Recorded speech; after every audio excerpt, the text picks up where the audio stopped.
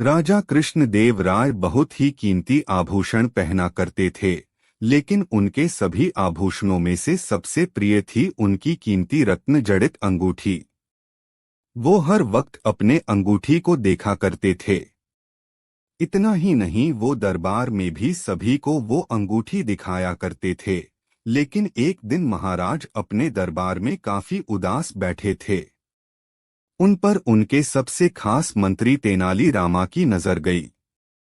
वो राजा के पास आए और उन्होंने राजा की उदासी का कारण पूछा।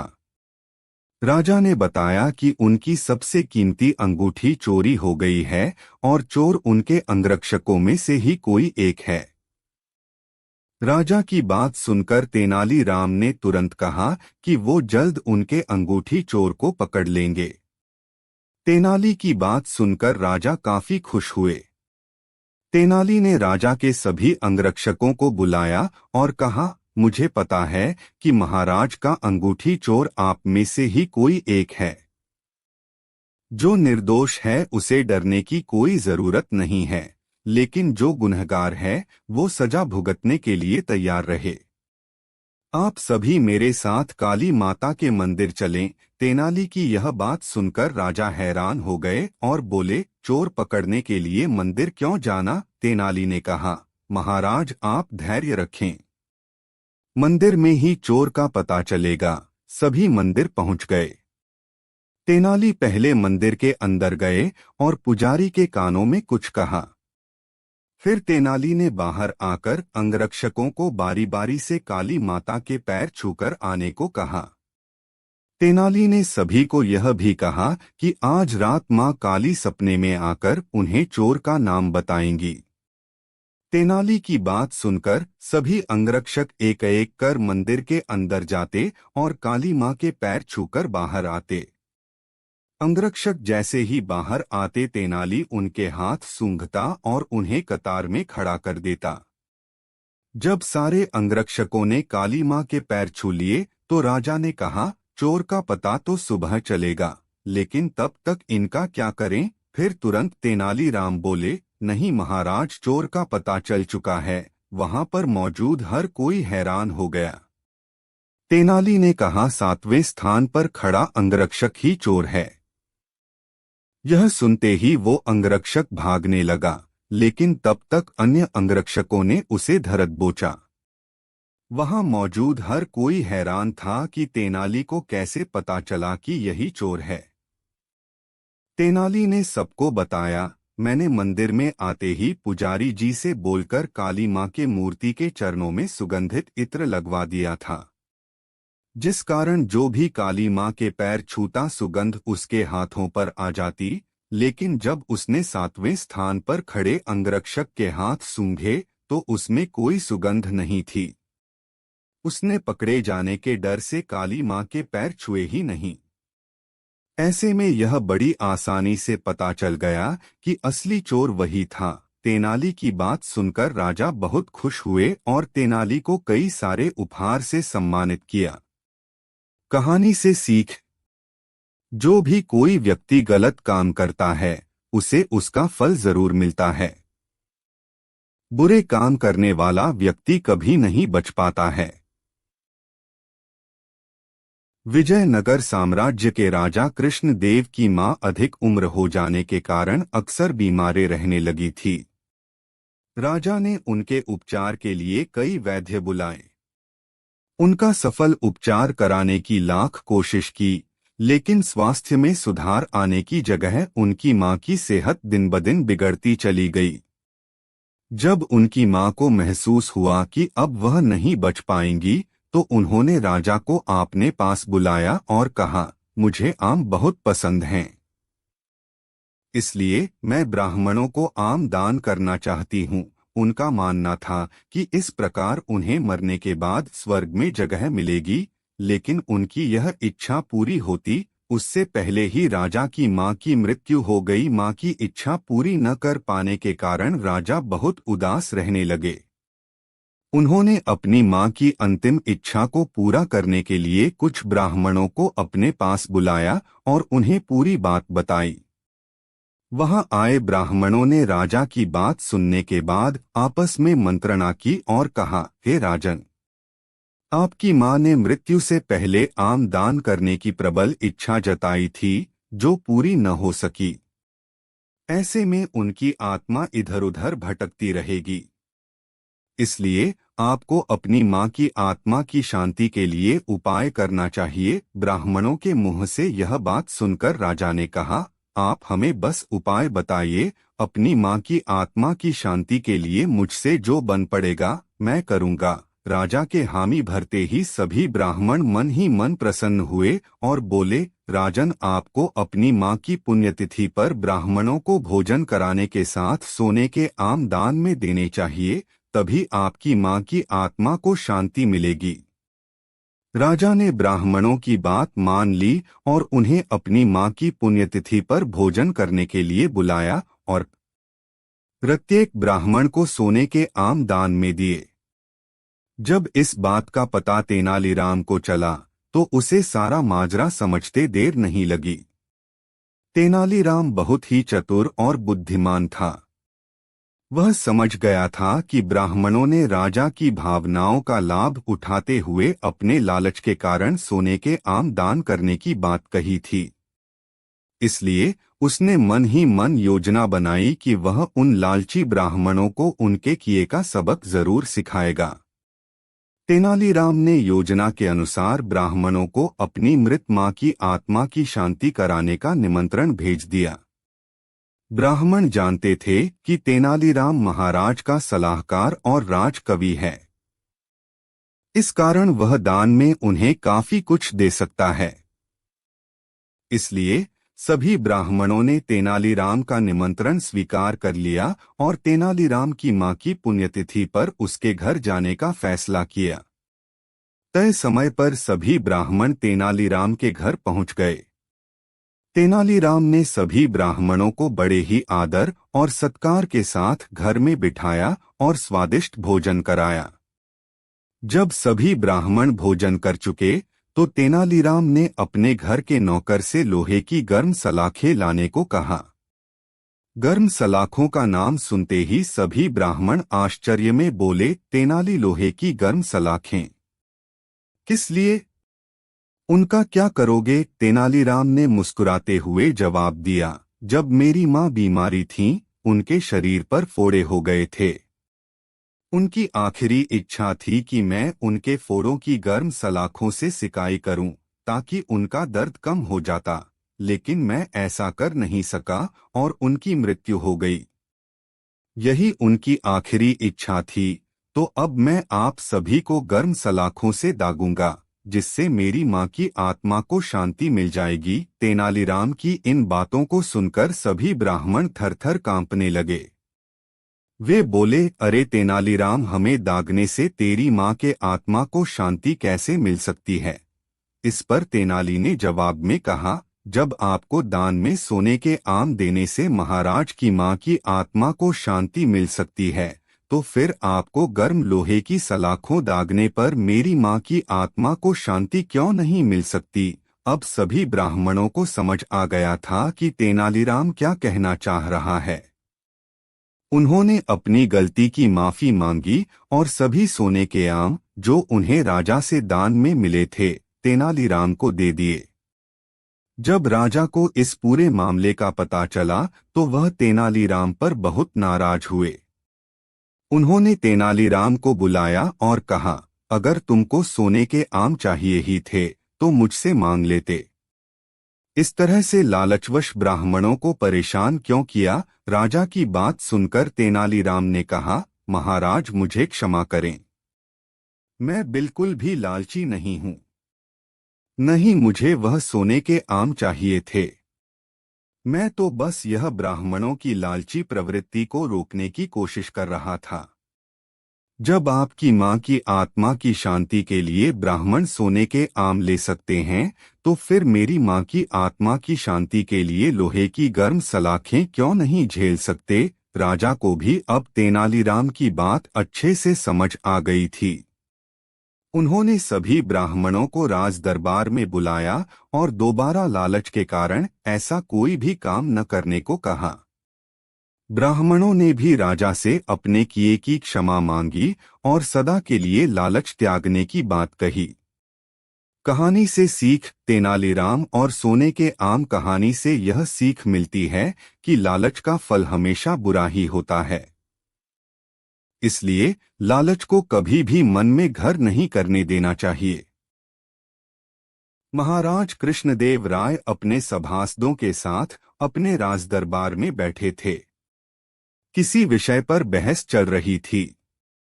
महाराज गौर से सभासदों के विचार सुन रहे थे। इसी बीच एक गरीब व्यक्ति फरियादी के रूप में दरबार में उपस्थित हुआ और महाराज के समक्ष हाथ जोड़कर खड़ा हो गया। महाराज ने उसकी तरफ देखा तो वह सिसकते हुए बोला, महाराज, फरियादी हैं।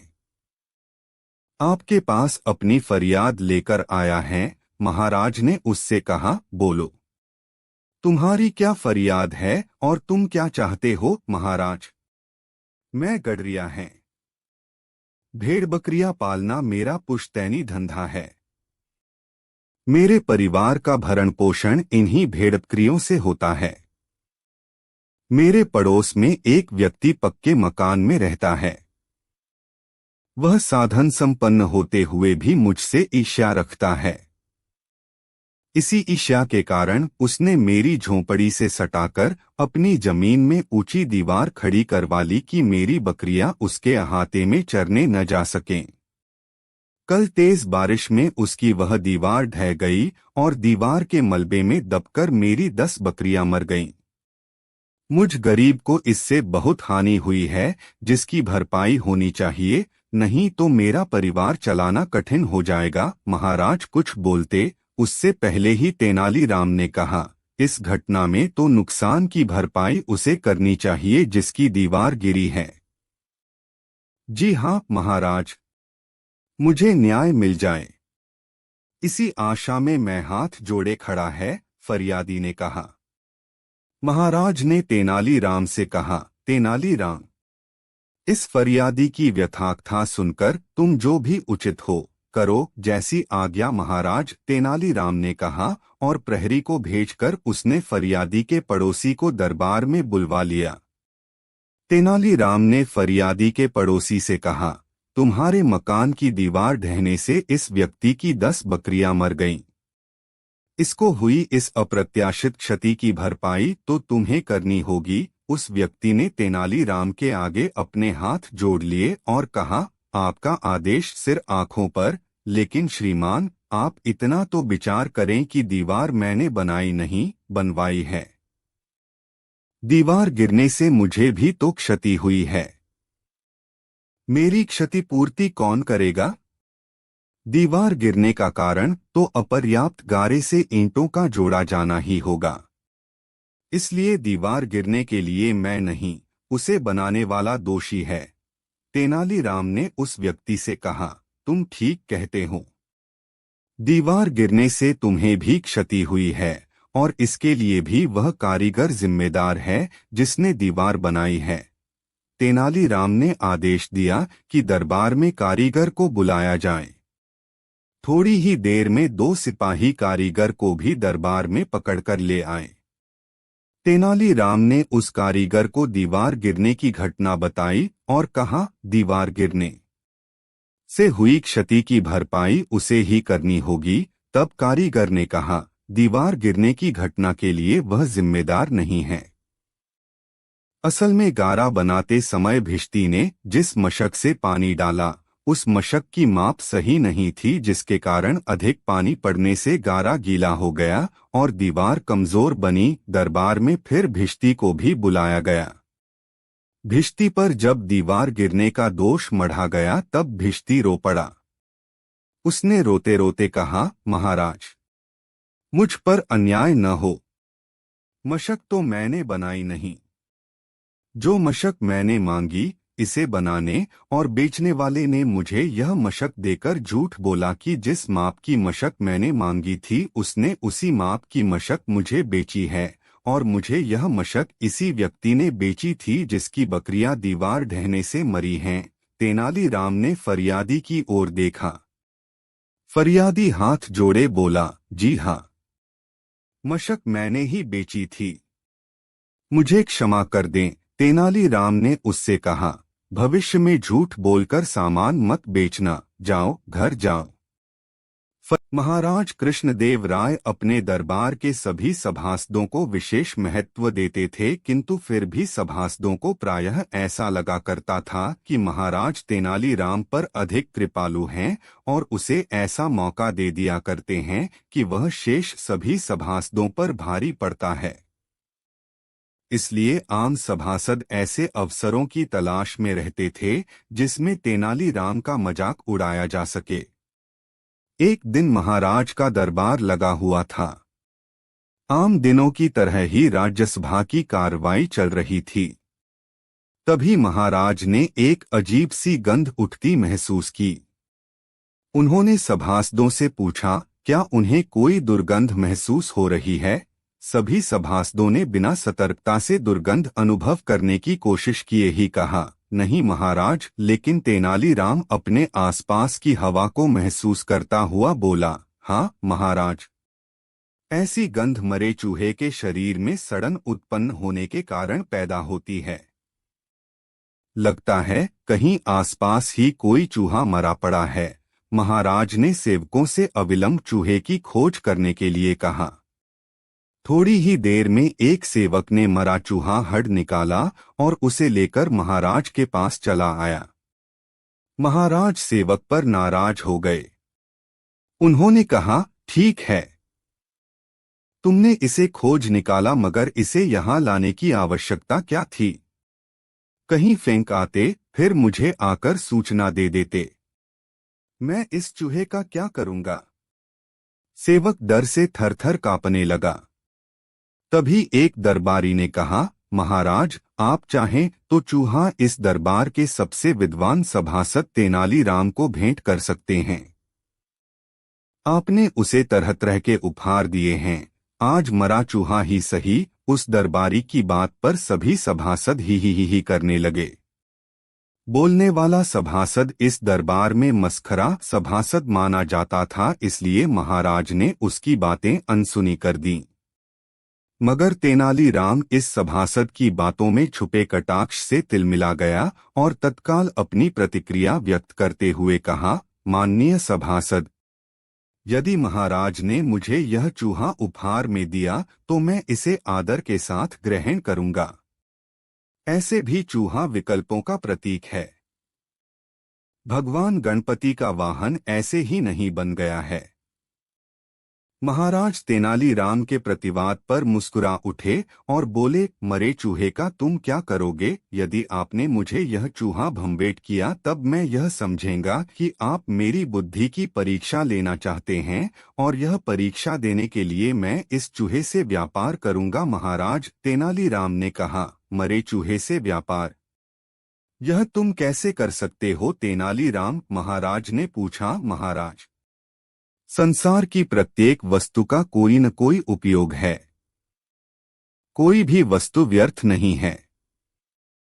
मैं इस मरे चूहे को किसी सपेरे को बेच आऊंगा और उससे गुड़ खरीद लूंगा। इन दिनों गर्मी का मौसम है। मैं उस गुड़ को पानी में मिलाकर मीठा पानी बेचेंगा। मीठा पानी बेचने से जो पैसे मिलेंगे उससे चना खरीदूंगा और चना बेचकर चना से बने पकवान, सत्तू, गुड़चना आदि बेचकर अच्छा पैसा कमाऊंगा और उन पैसों से कोई बड़ा रोजगार आरंभ करूंगा। तेनालीराम ने कहा। महाराज तेनालीराम की बातें सुनकर बहुत प्रसन्न हुए और सभासदों से कहा, तेनालीराम की यही तर्क बुद्धि उसे तेनालीराम बनाती है। ऐसी तर्क बुद्धि आम इंसान में प्रायः दुर्लभ है। हमें इस बात का गर्व है कि हमारे दरबार में तेनालीराम जैसा बुद्धिमान सभासद हैं। मैं आज इसके उत्तर से इतना संतुष्ट हैं कि इसके लिए स्वर्ण मूषक पुरस्कार की घोषणा करता है तथा राज्य के कोषाध्यक्ष को आदेश देता है कि तेनालीराम को पुरस्कृत करने के लिए 5 तोले सोने का चूहा बनवाकर दरबार को यथाशीघ्र सौंपे। महाराज के इस आदेश का पालन हुआ। एक दिन महाराज कृष्णदेव राय अपने दरबार में बैठे लोगों की फरियाद सुन रहे थे। उनके पास उस दिन एक विचित्र समस्या लेकर एक फरियादी आया। फरियादी ने अपनी समस्या महाराज के सामने इस प्रकार रखी। महाराज, मैं एक गरीब आदमी हैं। मेरे पास एक मकान है जिसमें 2 कमरे हैं। एक कमरे में मैं रहता है तथा दूसरे कमरे में एक किराएदार। मेरा किराएदार एक मोची है जो दिन भर बाजार में लोगों के जूतों की मरम्मत करता है और रात को घर आकर घंटों पूजा करता है। महाराज चकराए, अरे यह तो अच्छी बात है। तब तो मोची भला आदमी है। ऐसे आदमी से तुम्हें क्या परेशानी है? हाँ महाराज, वह भला आदमी है। मुझे समय पर किराया अदा करता है। किसी बात की कभी झिकझिक खिचखिच उसने मेरे साथ नहीं की है। रोज सुबह जगकर स्नान ध्यान करने के बाद ही वह अपने काम के लिए निकलता है। फरियादी ने कहा, तो फिर परेशानी क्या है?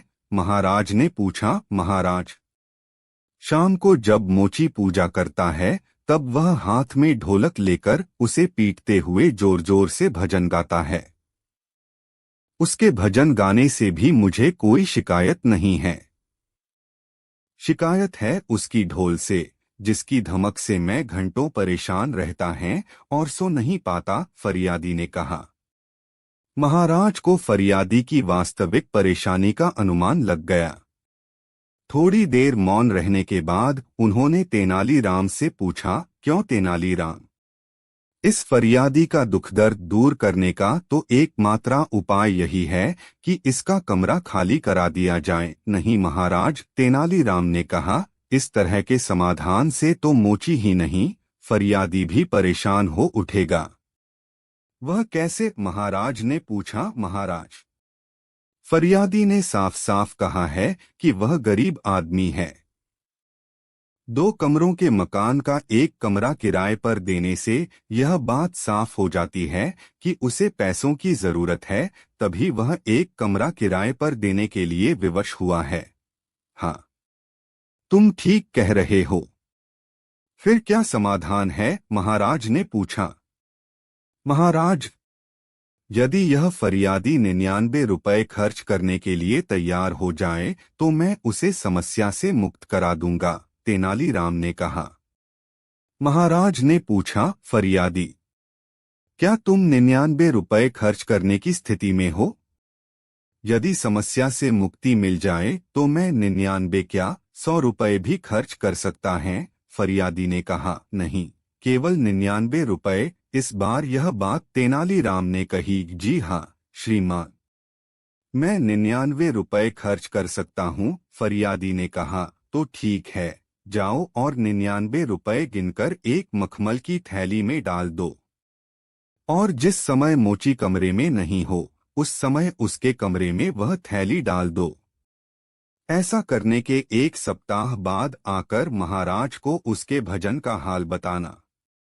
अब जाओ और जाकर वही करो जो मैंने तुम्हें बताया है, तेनालीराम ने कहा। फरियादी महाराज के दरबार से बहुत आशंकित मन से लौटा। उसे विश्वास नहीं हो रहा था कि यह उसकी समस्या का कोई समाधान है। वह मन ही मन सोचता जा रहा था, आज के जमाने में गरीबों की कौन सुनता है कि राजा महाराजा सुनेंगे। खैर चलो, यहाँ आए तो 99 के चक्कर में पड़े।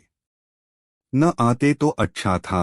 अपने घर पहुंचकर फरियादी ने मखमल की थैली में 99 रुपए गिनकर डाले और मोची के कमरे में फेंक आया। उसे इसका कोई परिणाम मिलने की आशा नहीं थी। दूसरी तरफ महाराज भी तेनालीराम की सलाह से सहमत नहीं थे। उन्होंने तेनालीराम से पूछा, तेनालीराम, तुमने उस फरियादी को 99 रुपए की थैली मोची के कमरे में फेंकने की सलाह तो दे दी, लेकिन इससे क्या होगा? मुझे बताओ। महाराज, इससे मोची 99 के चक्कर में पड़ जाएगा, तेनालीराम ने हंसते हुए कहा। 99 के चक्कर में? महाराज ने बैंक कर फिर पूछा। यह 99 का चक्कर क्या है? मुझे खुलकर बताओ। साफ साफ महाराज, यह मोची किसी के पास काम नहीं करता। यह अपनी दुकान लगाता है। मतलब यह हुआ कि इस मोची में भी पैसे वाला बनने की लालसा है। अब जब उसे मखमल की थैली में 99 रुपए मिलेंगे तब वह उन्हें खर्च करने की कतई नहीं सोचेगा। वह सबसे पहले उस थैली में अपने 1 रुपए मिलाकर उन्हें 100 रुपए में बदलेगा। इसके बाद वह इन 100 रुपयों को 200 रुपयों में, 200 रुपयों को 500 रुपयों में, 500 रुपयों को 1000 रुपयों में बदलने के लिए लालायत हो उठेगा। महाराज, अब मोची को 99 के चक्कर से मुक्ति नहीं मिलने वाली, तेनालीराम ने विश्वासपूर्वक कहा। मगर तुम्हारी बात मान भी ले तो फरियादी की समस्या का हल कहाँ हुआ? तुमने तो मोची को 99 के चक्कर में डालने का इंतजाम भर किया है। महाराज की संशयुक्त वाणी फूटी। बस 7 दिन तक धैर्य रखें महाराज, तेनालीराम ने महाराज से अनुनयपूर्वक कहा। महाराज मौन हो गए, लेकिन उनके मन में तेनालीराम की इस विचित्र सलाह का परिणाम जानने की उत्सुकता बनी रही। ठीक 7वें दिन वह फरियादी दरबार में उपस्थित हुआ। उसके चेहरे पर प्रसन्नता के भाव थे। जैसे ही उसे अवसर मिला, वह महाराज के सामने आया और मुस्कुराते हुए अपने दोनों हाथ जोड़ लिए। महाराज ने फरियादी से पूछा, क्या हाल है फरियादी? तुम्हारी समस्या बनी हुई है या? फरियादी ने तत्परता से उत्तर दिया, महाराज, अब कोई समस्या नहीं है। अरे, यह चमत्कार कैसे हुआ? महाराज ने विस्मय से पूछा। महाराज, जिस दिन मैंने मोची के कमरे में थैली फेंकी, उस रात मोची ने थोड़ी देर तक भजन गाया। उसके दूसरे दिन भी थोड़ी देर तक भजन गाया, लेकिन उसके बाद से वह रोज रात को जूते गांठने के काम में लगा रहता है। बाजार से लौटने के बाद भगवान के सामने दीप जलाकर प्रणाम करता है और अपने काम में लग जाता है। महाराज, मुझे अब उससे कोई शिकायत नहीं है। मैं रोज रात को चैन की नींद सोता हूँ। महाराज ने देखा, तेनालीराम मंद मंद मुस्कुरा रहा था। एक बार महाराज कृष्णदेव राय तेनालीराम के साथ घोड़े पर सवार होकर शिकार के लिए विजयनगर के निकटवर्ती जंगल में गए। दोनों ने इच्छा भर शिकार किया और वापसी के लिए घोड़ा घुमा लिया। लेकिन थोड़ी ही देर के बाद उन्हें समझ में आ गया कि वे राह भटक गए हैं। दोनों भटकते भटकते थककर चूर हो चुके थे। घोड़े पसीने से लथपथ थे। सूर्य दक्षिण पश्चिम के कोण तक पहुंचने ही वाला था। महाराज यह सब देखकर हताश हो रहे थे। उन्होंने तेनालीराम से कहा, अब क्या होगा तेनालीराम? आखिर हम लोग कब तक जंगल में भटकते रहेंगे? हमारे घोड़े भी थक चुके हैं, उन्हें भी विश्राम चाहिए। जिस तरह प्यास के मारे हमारा गला सूख रहा है, उसी तरह इन घोड़ों को भी प्यास लगी होगी। देखते नहीं किस तरह हौफ रहे हैं घोड़े महाराज। धैर्य के अलावा और कोई उपाय नहीं है। अच्छा है कि हम एक ही दिशा में आगे बढ़ते रहें, तेनालीराम ने कहा। दोनों के घोड़े दौड़ते रहे। थोड़ी देर के बाद तेनालीराम ने महाराज से खुश होते हुए कहा, महाराज, सामने देखिए, पेड़ पर बगुलों का झुंड बैठा हुआ है, तो इसमें खुश होने की क्या बात है? तुम तो ऐसे खुश हो रहे हो तेनालीराम मानो विजयनगर वापसी की राह मिल गई हो। महाराज ने तेनालीराम से कहा। जी हाँ महाराज, बगुलों के दिखने से यह संभावना भी दिखने लगी है कि शीघ्र ही हमें नगर वापसी की राह बताने वाला कोई न कोई मिल जाएगा। खाने के लिए कुछ मिले न मिले, पीने के लिए पानी अवश्य मिल जाएगा, तेनालीराम ने कहा। यह तुम किस आधार पर कह रहे हो? महाराज ने पूछा। महाराज, बगुलों के आधार पर, तेनालीराम ने उत्तर दिया। क्या मतलब? महाराज ने पूछा। मतलब यह महाराज की बगुलों के झुंड का यहाँ होना यह संकेत दे रहा है कि आसपास ही कोई नदी बह रही है। तेनालीराम ने कहा। महाराज खुश होते हुए बोले, अरे, मेरे ध्यान में तो यह बात ही नहीं आई थी। तुम ठीक कह रहे हो तेनालीराम। ऐसा हो सकता है। थोड़ी दूर घोड़ा और दौड़ा। तब तेनालीराम ने भूमि पर बड़े पत्तों वाली लताएं बिछी हुई देखीं। इन लताओं के कुछ पत्तों पर जानवरों के खुरों और पंजों के कीचड़ सने निशान थे। इनमें से कुछ निशान कच्चे थे तो कुछ सूखे यानी गीली मिट्टी वाले निशान और सूखी मिट्टी वाले निशान। तेनालीराम ने महाराज को उन निशानों को दिखाते हुए कहा, महाराज, घोड़े को उस ओर ले चलें जिधर से पंजों और खुरों के निशान आते दिखाई पड़ रहे हैं। ऐसा कहते हुए तेनालीराम ने स्वयं अपना घोड़ा मोड़ लिया। महाराज समझ नहीं पाए कि तेनालीराम किन निशानों की बात कर रहा है। वे थक चुके थे और पसीने से लथपथ हो चुके थे। उन्हें बोलने की इच्छा नहीं हुई, इसलिए उन्होंने चुपचाप घोड़े को तेनालीराम के घोड़े के पीछे लगा दिया। थोड़ी ही दूरी पर उन्हें एक नदी दिखाई पड़ी। दोनों ने नदी की धारा में हाथ मुंह शून्य धोए। फिर जी भर के पानी पिया। जब उनकी प्यास बुझ गई तब वे अपने घोड़ों को ले आए। दोनों घोड़ों ने भी पानी पिया। महाराज ने तेनालीराम से कहा, तेनालीराम, मैं कामना करता है कि दूसरी संभावना भी सच साबित हो जाए। जी हाँ महाराज, नदी है तो आसपास कोई बस्ती भी होगी। पहले थोड़ा विश्राम कर लें, फिर देखते हैं कि आगे क्या है। इतना कहकर तेनालीराम ने दोनों घोड़ों को ऐसे स्थान पर ले जाकर बांध दिया जहां हरी घास दूर तक भूमि पर आच्छादित थी। उसने घोड़ों को वहीं छोड़ दिया और स्वयं महाराज के पास आ गया। उसने महाराज से कहा, महाराज, आइए नदी के किनारे बालू पर हम लोग थोड़ी देर लेट लें। थोड़े विश्राम के बाद सोचेंगे कि अब क्या करना है और किधर जाना है। महाराज थके हुए तो थे ही, उन्होंने बालू पर लेटते हुए कहा, लेकिन तेनालीराम, थोड़ी ही देर में शाम हो जाएगी। ऊपर से यह नदी का किनारा है। कभी भी कोई जंगली जानवर इधर पानी पीने के लिए आ सकता है। महाराज के पास ही तेनालीराम लेट गया और कहा, महाराज, जंगली जंतुओं से भय की आवश्यकता नहीं। इस समय यदि कोई भी जीव इधर आया तो विश्वास कीजिए कि वह शिकार करके अपना पेट भर चुका होगा। वैसे भी मनुष्य से सभी भी जानवर स्वयं भयभीत रहते हैं, इसलिए भयरहित होकर हम लोग थोड़ी देर विश्राम करें। अभी उन लोगों को विश्राम के लिए लेटे कुछ समय ही बीता था कि एक प्रौढ़ महिला हाथ में घड़ा लिए नदी से पानी लेने के लिए आई। उसने घड़े को पानी में डुबोया तो उसमें जाते पानी की गड़गड़ ध्वनि से महाराज और तेनालीराम दोनों का ध्यान उस ओर गया। उन दोनों ने नदी की ओर देखा और प्रसन्न हो गए। महाराज ने प्रसन्न होते हुए तेनालीराम से कहा, तेनालीराम, तुम्हारा दूसरा अनुमान भी सच साबित हुआ। चलो महिला से पता करें विजयनगर जाने का रास्ता। दोनों महिला के पास पहुंचे। महिला ने उन्हें देखते ही समझ लिया कि ये दोनों राजसी व्यक्तित्व के स्वामी हैं। अवश्य इनमें से कोई राजा है।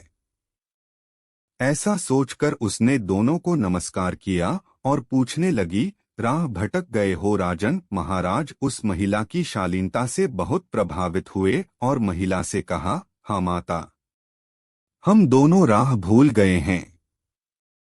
जंगल में भटकते भटकते थक गए हैं और भूखे हैं। महिला ने उनसे कहा, कोई बात नहीं, अब तुम दोनों मेरे साथ मेरी झोंपड़ी में चलो। झोंपड़ी में जो कुछ है उससे अपनी भूख मिटाओ। घोड़ों को ले चलकर झोंपड़ी के पास बांध देना। घोड़ों के चारे की व्यवस्था भी मैं कर देंगी। सुबह जहां कहीं भी जाना है चले जाना। पल दो पल में अब सूरज डूब जाएगा, रात हो जाएगी। और जंगल में रात को अनजान राह पर भटकना खतरे से खाली नहीं। कहते हैं कि भी जंतुओं की शक्ति रात्रि में कई गुना बढ़ जाती है। महाराज और तेनालीराम के समक्ष उस महिला का प्रस्ताव स्वीकार कर लेने के अलावा कोई चारा नहीं था, इसलिए वे दोनों उस महिला के साथ उसकी झोंपड़ी में चले गए। महिला की झोंपड़ी जंगल में बसे एक छोटे गांव में थी। 5-6 परिवारों वाले इस गांव में 15-20 लोग ही रहते थे। वनपत्रों और शिकार पर उनका जीवन आधारित था। महाराज और तेनालीराम दोनों ही भूख से बेहाल थे। महिला ने उन्हें गुड़ और चने के उपयोग से बनाया गया पेठा दिया। महाराज को यह पेठा बहुत स्वादिष्ट लगा। दूसरे दिन सुबह महिला ने उन दोनों को विजयनगर की राह दिखा दी और वे दोनों विजयनगर चले आए। फिर सब कुछ सामान्य हो गया। महाराज और तेनालीराम नियमित राजभवन जाते। वहां दोनों में बातचीत होती। एक दिन महाराज ने तेनालीराम से कहा, तेनालीराम, मुझे वह पेठा खाने की बड़ी इच्छा है। कहीं से चने गुड़ के पेठे की व्यवस्था करो। तेनालीराम ने विजयनगर की एक दुकान से महाराज के लिए पेठा मंगवा दिया, मगर महाराज को इस पेठे में वह स्वाद नहीं मिला। दूसरे दिन महाराज ने तेनालीराम को बताया कि कल जो पेठा खाया उसमें वह बात ही नहीं थी जो उस जंगलवाली महिला के पेठे में थी। तेनालीराम ने किसी दूसरी दुकान से को उससे भी संतुष्टि नहीं मिली। महाराज के लिए पेठा मंगा दिया, मगर महाराज इस प्रकार महाराज को बारी बारी से विजयनगर की सभी दुकानों के पेठे खिलाए गए, मगर महाराज को उस महिला की झोंपड़ी में मिले पेठे का स्वाद नहीं मिला। अंततः एक दिन तेनालीराम ने महाराज से जंगल में उस महिला से मिलने चलने के लिए कहा।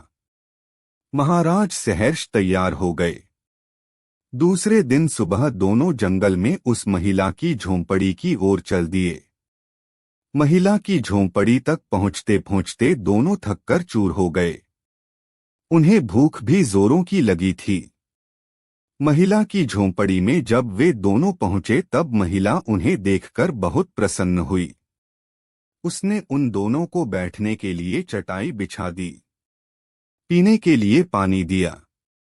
महाराज ने महिला से कहा, माँ, मुझे चना गुड़ का पेठा खिलाओ। तुम्हारे हाथ का पेठा खाने के लिए ही मैं यहाँ आया है। महाराज की अपना पंद्री बातें सुनकर महिला बहुत प्रसन्न हुई। उसने तुरंत महाराज के लिए पेठा बनाया।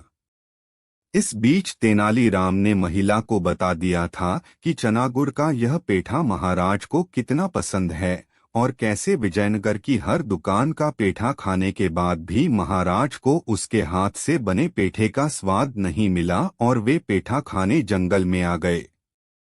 पेठा बनाकर महिला ने महाराज और तेनालीराम के लिए परोस दिया। महाराज ने पेठा खाने पर पाया द्विभी स्वाद, वही मिठास। वे पेठे के स्वाद में खोसे गए। जी भर के पेठा खाया और महिला के पेठे की खूब प्रशंसा की।